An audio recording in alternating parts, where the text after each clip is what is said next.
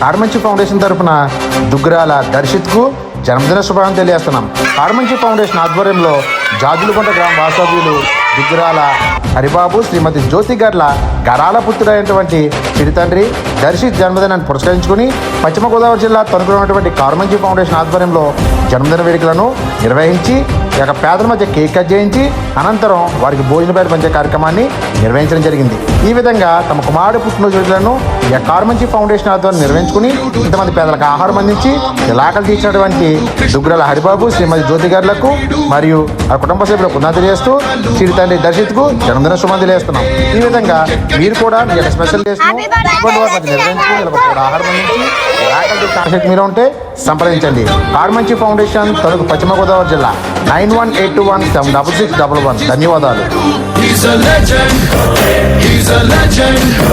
He's a legend.